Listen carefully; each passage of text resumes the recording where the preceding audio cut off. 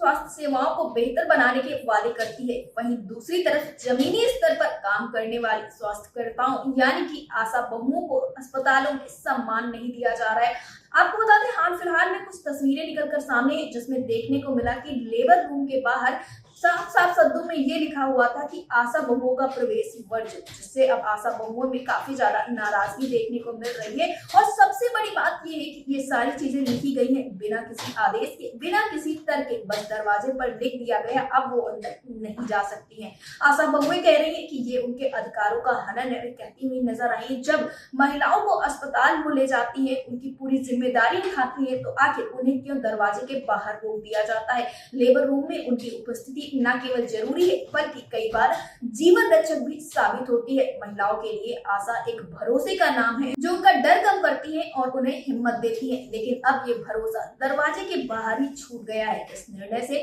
न केवल आशा बहुओं का मनोबल टूटा है बल्कि स्वास्थ्य सेवाओं की नींव भी डगमगाई है। इस फैसले से आशा बहुओं में भारी नाराजगी देखने को मिल रही है और वो कह रही है कि हम दिन रात सेवा करते हैं, जान जोखिम में डालते हैं और जब सबसे ज्यादा जरूरत होती है तब हमें दरवाजे के बाहर खड़ा कर दिया जाता है। और ये सवाल बिल्कुल सही उठाए जा रहे हैं क्योंकि आशा वर्कर्स जो हैं उनके अधिकारों को पहले से ही काफी ज्यादा दबाया गया है, उनके अधिकारों को उनको नहीं दिया जा रहा है। लगातार ये अपनी तमाम मांगों को लेकर सरकार के सामने जाती है और सरकार के अधिकारी जो होते हैं वो कहते हुए नजर आते हैं कि बहुत जल्दी समस्याओं का हल होगा, लेकिन आज तक इनकी किसी भी समस्या का हल नहीं हो पाया है। हाल फिलहाल में तमाम खबरें भी निकलकर सामने आई जिसमें आशा बहुओं ने अपनी सुविधाओं की और खास करके उनकी सुरक्षा को लेकर तमाम सवाल खड़े किए, लेकिन फिर भी सरकार चुप्पी साधे हुए नजर आई है। फिलहाल ये जो मामला निकलकर सामने आया जिसमें लेबर रूम के बाहर ही लिखा गया था कि आशा बहुओं का प्रवेश वर्जित है, तब उसके बाद से आशा बहुओं में भारी नाराजगी और इनका साफ तौर पे यही कहना है कि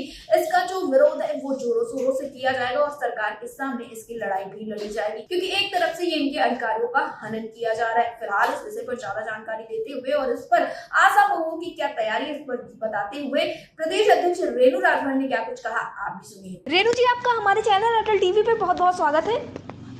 धन्यवाद आपका। रेणु जी, कुछ खबरें निकलकर सामने और कुछ तस्वीरें भी निकलकर सामने हैं जिसमें देखा जा रहा है कि एक अस्पताल के बाहर लिखा हुआ है आशा प्रवेश वर्जित। आखिर ये मामला क्या है और किन कारणों की वजह से ये सारी चीजें होती हुई नजर आई हैं?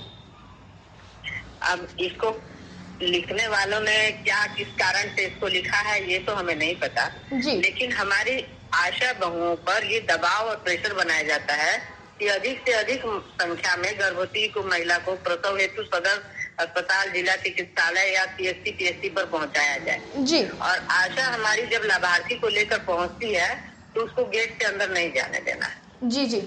अब बताइए, मरीज अंदर जा रही है, मरीज के साथ क्या हो रहा है नहीं हो रहा है, उसके साथ कोई महिला अटेंडेंट नहीं है। जी जी। ऐसी परिस्थिति में आशा ही मरीज की साथी होती है, सहेली होती है, जो कह लीजिए। गांव से साथ पड़ोसी है, जुड़ी हुई महिला है, गांव की ही महिला है।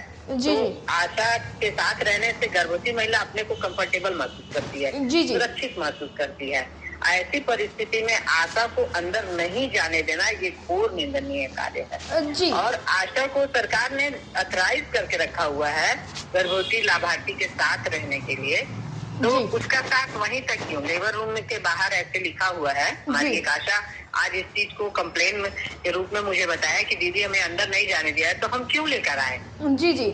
तो गर्भवती कह रही है कि हम अंदर नहीं जाएंगे, आप चलिए मेरे साथ। जी। ऐसी जगह हमको क्यों लाई है जहाँ पे मेरे साथ आप नहीं चल सकती? जी रेणु जी, तो क्या इससे एक चीज और मुझे समझ में आ रही है, इससे क्या आप लोगों के जो अधिकार है उसका हनन भी किया जा रहा है? क्योंकि एक तरह से पूरा आप लोगों को वर्जित कर देना तो ये अधिकारों का भी हनन है, क्योंकि सरकार की तरफ से बातें कही गई है। अधिकारों का भी हनन है। ऐसे ही अभी एक मुद्दा हमने अभी लेटर में डाला नहीं है, हमारा एक मुद्दा और है इसी के साथ। प्रधानमंत्री मातृत्व वंदना योजना का जब स्टार्टिंग हुआ था तो इसको आशाओं के जरिए पूरे क्षेत्र में उतारा गया। जब आशाओं ने इसमें बेहतरीन प्रदर्शन किया, आशाओं ने प्रधानमंत्री मातृत्व वंदना योजना को घर घर तक पहुंचाने में अहम भूमिका निभाई और जब सारा चीज पटरी पे दौड़ने लगा तो आशाओं से इस काम को लेकर आंगनबाड़ी को दे दिया गया है जी, जो कि आंगनबाड़ी इसका क ख ग भी नहीं जानती है। जी रेणु जी, मैं आपसे जानना चाहूंगी क्या इस तरह से अगर हर जगह पे होता है या फिर अगर एक जगह पे ही हुआ है तो इसका विरोध किया जाना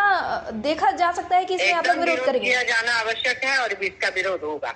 जी, तो आशा जी, रेणु जी, अभी आप लोग क्या कुछ सोच रही हैं इस वक्त पर? जी, इसको प्रदेश सरकार को, इससे हम लोग जगह जगह से पिक्चर्स इकट्ठा कर रहे हैं और इसको जी। इकट्ठा करके और सरकार तक हम लोग उसका मैसेज देने का काम करेंगे। और उम्मीद आपसे ये करते हैं कि आपका चैनल भी इस कार्य में हम लोगों का साथ दे, अहम भूमिका निभाए। जी जी बिल्कुल। रेणु जी, एयरटेल टीवी से जुड़ने के लिए धन्यवाद। आपका भी धन्यवाद।